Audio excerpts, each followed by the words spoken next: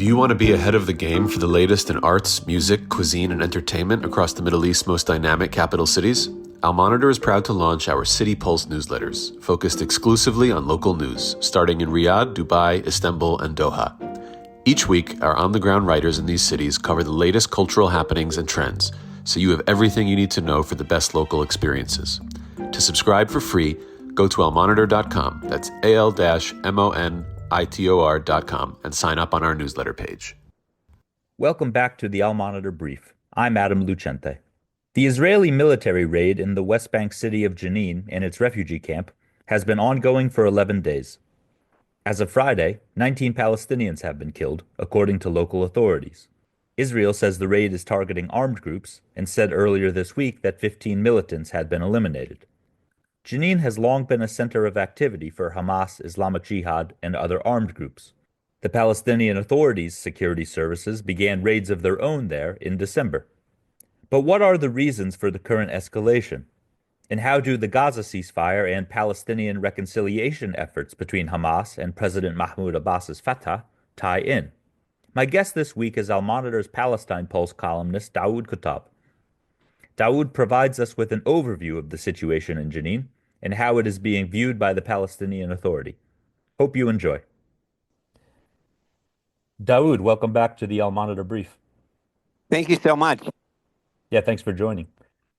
My first question is about the situation in Jenin. Why has Jenin been the center of recent escalations in the West Bank?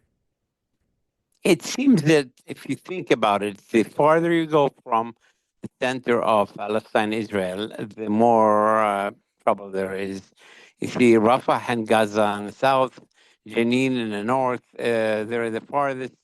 Because there's less scrutiny, less media attention, less diplomatic attention. Plus, these are what we call border cities. So Jenin is close to the Israeli border, and often there is a lot of, buying arms in kind of secret ways and smuggling them and so on. So that is one reason. But generally, the north of the West Bank is generally not as settled with Jewish settlements as the center and even part of the north. So they don't have as many Jewish settlements around them, and so there is a little bit more opportunities to establish some kind of a resistance force. But yeah, Jenin has always been a militant refugee camp, very clearly Palestinian radicals, if you want to call them, or patriots, and that's probably the reason. And from what you've heard, what effect have the Israeli operations had on the city? The Jenin governorate, or the city of Jenin, is not the same as the Jenin refugee camp. So a lot of the struggle fighting, if you will, military attacks are in the refugee camp, which is on the kind of edge of the town. And it's a very crowded area, but it's not necessarily the city. But in general, the Israelis also have surrounded the nearby hospitals in the city to ensure that if any injured militants are taken to the hospital, that they can arrest them. And I think some were hiding in the city, and they went after them, the special forces. So it has had an effect on the city, but of course, when there is the Israelis are in a city for days on end, the whole region or the whole governorate is affected, and travel. There's a lot of checkpoints, a lot of difficulties. People stay away from the city because of fear that they would be caught in the crossfires and so on. And so economically, it's devastating, but people, are waiting for this situation to end because it's very troubling for Jenin refugee camp, but also for the areas. Ever since the ceasefire began, we've been seeing a marked increase or escalation in the Israeli attacks in the West Bank. And it's been stated in Israeli media that the finance minister, Bezalel Smotrich, had agreed to stay in the government of Netanyahu on condition that basically the army has a free hand in attacking Palestinian centers of resistance. And so one of the reasons we're seeing an uptick in the attacks in Jenin and Tulkarem and other places is some type of a deal that was made on the eve of the ceasefire vote, in which Smotrich agreed to stay in the government and did not, bring down the government. And how does the Palestinian Authority view the recent Israeli operations in Jenin and the camp? And also, what's the status of the Palestinian Authority's own security forces, their raids in the area? Before the Israeli raid, there was a little bit of trouble between the Ramallah-based Palestinian security force and some of the militants in the refugee camp.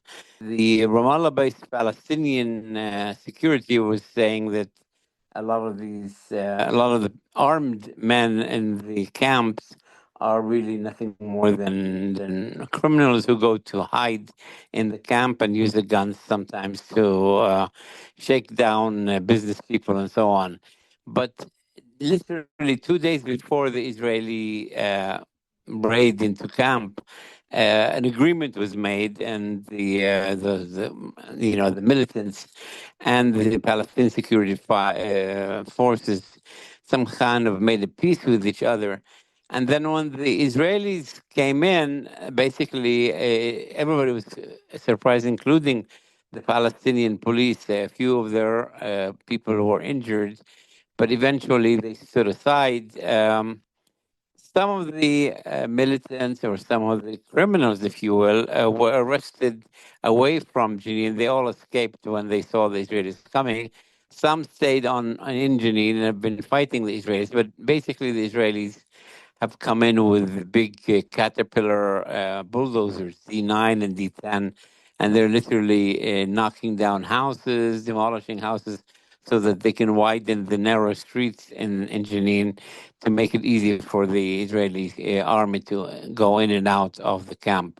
So, but the Palestinian Authority has denounced and told the Israelis, you shouldn't be there. It's part of the Oslo Areas A. The Israelis are not allowed to be in those areas, but the Israelis have paid no attention to the complaints of the Palestinian government. Don't go anywhere. We'll be back with Daoud after this short break. Today's transformation of the Middle East is at the center of global geopolitics. Whether you're an analyst, diplomat, executive, or academic, you need the best reporting and analysis to understand what's really happening on the ground and what it means for the world. Al Monitor is the award-winning independent leader in Middle East news. From Riyadh to Beirut, Abu Dhabi to Doha, and Baghdad to Tehran, our team of over 100 expert journalists report daily on the top stories driving the regional trends. Download our mobile app and subscribe to Al Monitor to follow what leaders and decision makers are reading every day. Go to almonitor.com, that's AL-MONITOR.com, and use promo code POD25, POD25 for a discount. Okay, we're back. Daoud, how has the Gaza ceasefire affected the security situation in the West Bank as a whole? The moment that there was a ceasefire in Gaza, we saw an escalation in the Israeli army's attacks in Jerusalem, in the West Bank, in the Hebron area, in the Nablus area, and Jenin and Tulkarem. Again, it was clear that the deal was made behind the scenes between the Israeli security and the government on the one hand, and some of the radical members of the Netanyahu government in the West Bank. And actually, it's done also because there's no media coverage. The media is all focused on the ceasefire exchanges of prisoners in Gaza and Ramallah and other places. And so the Israeli action in Jenin gets very little publicity because all the all the oxygen of the media is sucked up in Gaza, and recently on Trump's call for the expulsion of Gaza Palestinians. And so there's really no room in the media. And so the Israelis have even a much easier way of getting away with things in Gaza, in the West Bank, because nobody's paying attention to the West Bank. 18 Palestinians were killed in the last 6 days. tens of homes were demolished or burnt or bulldozed, and 60, I think, Palestinians were arrested in these attacks. But as I said earlier, the devastation also to the economy has not been measured, but it's probably quite severe. Daoud, what is the state of Palestinian reconciliation talks, and could that have an effect on the situation on the ground in the West Bank in terms of armed groups and the raids against them by the Palestinian security forces? We have an ideological problem right now. The problem is focused on what's the best way for liberating occupied areas. The Palestinian government in Ramallah, Mahmoud Abbas and the PLO, are convinced that there is no military solution, that the best way is through negotiations and nonviolent protests. The Hamas, Islamic Jihad, and some even militants of Fatah say, the only thing that can move the process of liberation is armed struggle, and we need to kind of be armed. The problem is neither side has really won the battle. Neither side has proven to be right. The Arafat and Abu Mazen and Mahmoud Abbas have failed to really bring any results in the Oslo peaceful process. In fact, the settlers quadrupled.